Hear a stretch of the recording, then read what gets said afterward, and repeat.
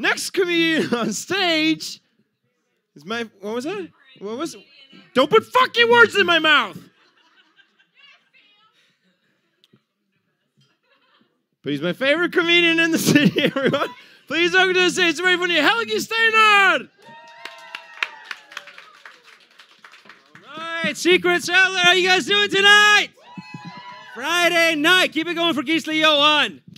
All right. Yeah, good evening, everybody. Good evening, everybody who showed up to the show. And good evening to all you freeloaders watching this on YouTube. It's great to fucking be here, man. This is a nice audience. We got Icelanders, 2, 3, 4, okay, 2, whatever.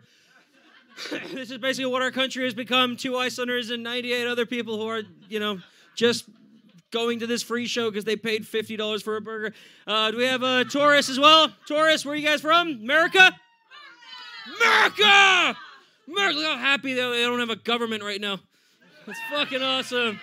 Brits, we got Brits in here? Woo! Jesus Christ, look at all you guys, huh?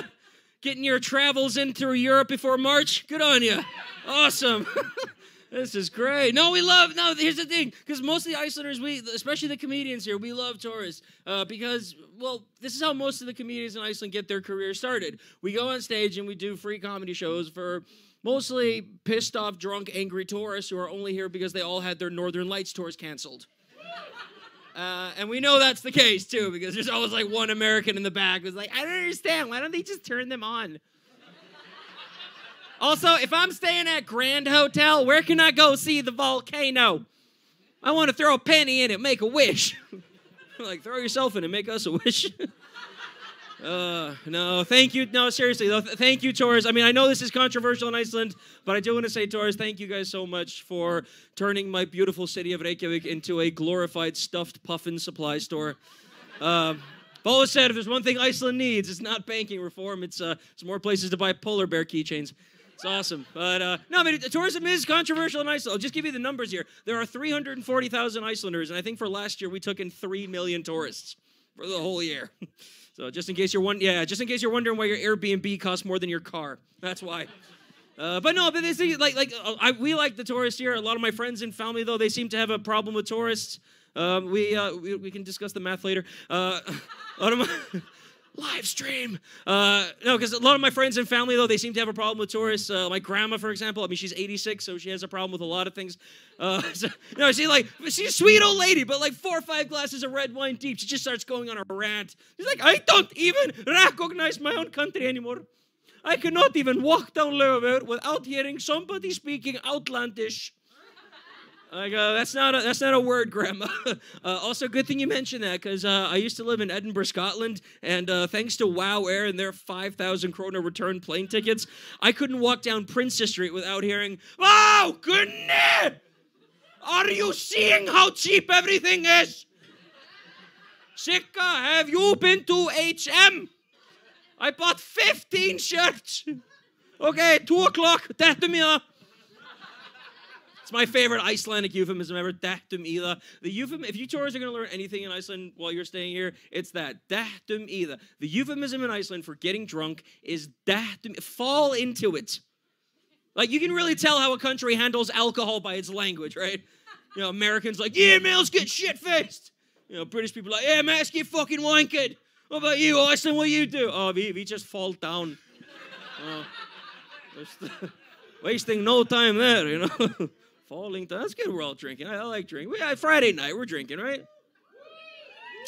I've been trying to cut back a little bit on the drinking because I realized something about myself last year. You know, like a lot of people, like they'll like drunk text, drunk dial. Some people drunk Amazon. That's my favorite. You just black out, go on Amazon, and then like 2 days later, UPS is dry docking an aircraft carrier in your driveway. Like fuck. No, apparently what I do is as a stand-up comedian, I drunk book shows.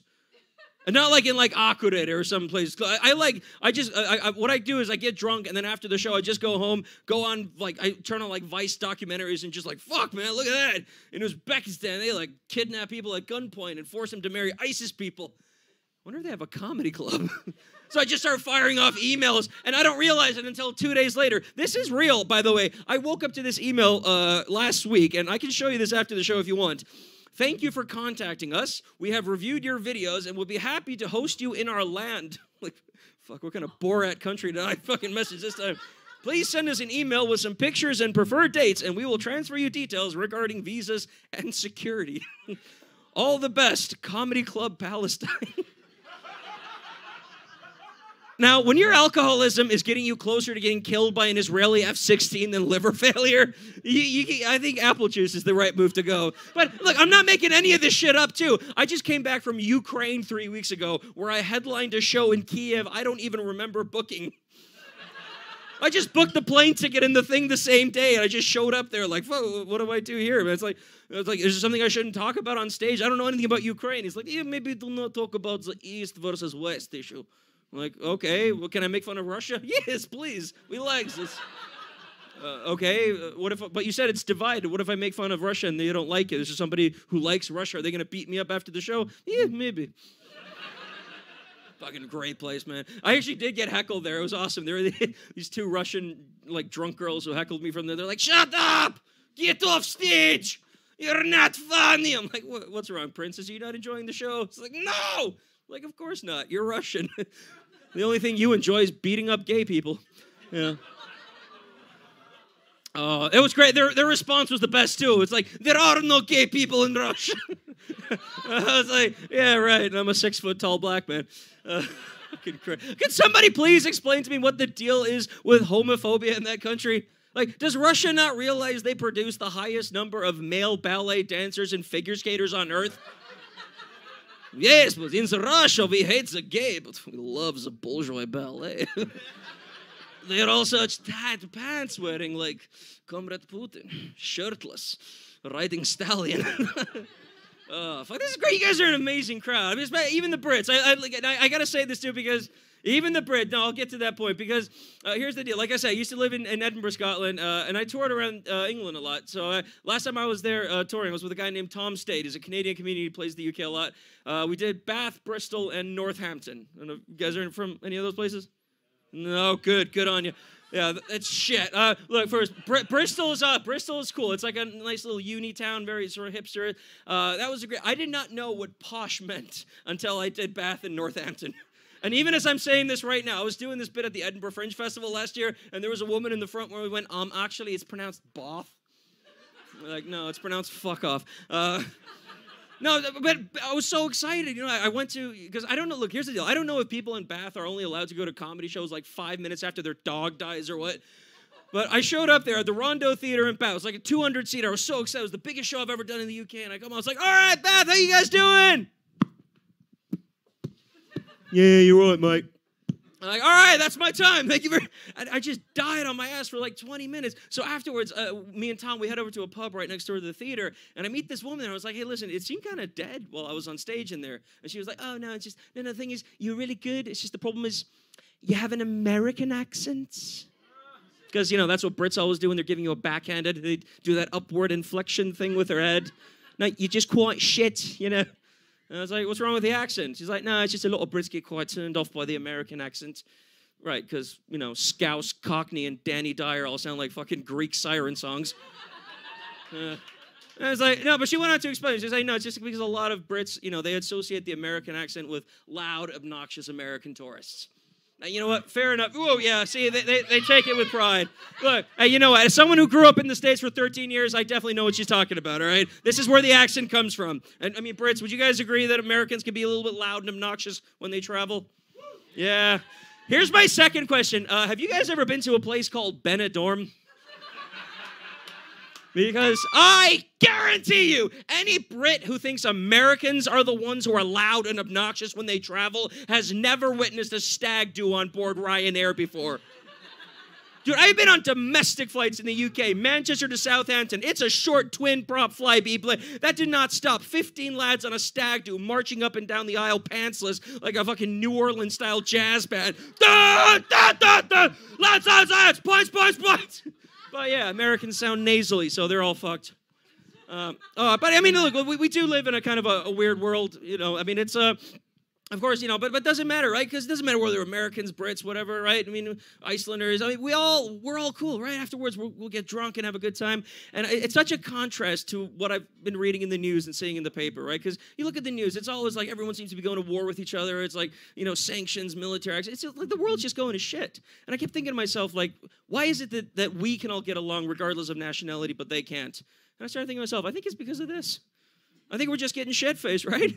And I started thinking to myself, hey, why don't we just for 1 year, why don't we just try and just go ahead and get the UN drunk, right? That'd be cool, right? Britain, France, Russia, China, everybody in one room just knocking back pints, right?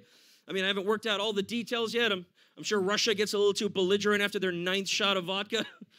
Starts going after America. Listen, America. In the Russia, we're tired of hearing about these allegations of hacking your election. We do not even know how democracy works. Well, that's just because you're not freedom. Yeah. This is not adjective comment. Look, America's just trying really hard right now to defeat ISIS and do the economy and just make America great again. And you're just making it really hard. I mean, nobody even wants to immigrate to America anymore. Yeah, right. She has a problem, mate. So it's immigrants. Coming over here, right, speaking Muslim, right, see, that's why right now we're working with the DUP in Northern Ireland trying to stop these migrants from coming here, eating our steak pies and drinking our flat as fuck beers. That's what we believe. Ain't that right, Northern Ireland? We don't even believe in abortions. And while we're on the subject, we're not too keen on that whole evolution thing either. I think it might be a plot by the Catholic Church to convert monkeys. Right, both of yous can get the fuck right. All you're doing is instigating more violence. Scotland didn't need any more religious violence. We already have Glasgow. You know what? You guys are all just fake news. I'm so tired of fake news. I don't know what to do with it anymore. Oh, sure, man. 我告诉你啊，在我们中国, oh, sorry. Inside China, we just take a fake news and just shoot them. Really? That sounds like a waste of bullet. In Russia, we just poison them like crazy housewife. China, do you not use the poison? Only to make toys. Yeah, we heard about your poisoning Russia. You better stop it or we're going to kick your ass. Yes, please, invade the Russia. That plan has never failed. No, we're going to get our friends with us, right, France? Oh, mon Dieu, qu'est-ce que tu fais? Have you not read Napoleon? Écoutez-moi, c'est pas possible. Also, Le France does not fight the wars. We just go to the cafe to have sex, no? All right, fine, be that way. Germany, what about you? Yeah, the thing about that is we're still paying for the last time we tried that. So, Dankeschön, aber we're just going to go back to making the techno music. 방영섬삼 김정일산 번세요. Yeah, right. I think someone needs to call North Korea a taxi. Yeah, North Korea is such a lightweight. Jesus. Hey, is anybody driving? Colombia. You said you had a car, right? Todos ustedes son hijos de putas, puta gringos, de putas Naciones Unidas. Todos hablan de no hacen nada aquí. En Colombia damos dos opciones, plata o plomo. Yeah, right. He's fucked as well, mate. Listen, I think it just might be time to head back to the hotel. What? Go home! But it is only 4 a.m. In Iceland, nobody goes home until 8 a.m. Jesus Christ, Iceland, why do you drink so much? Very simple. In Iceland, when you're drunk, you don't realize it's your cousin. Cellar, you guys have been absolutely amazing. Thank you guys so much for coming out. Enjoy the rest of your night. Helgi Steinar, everyone!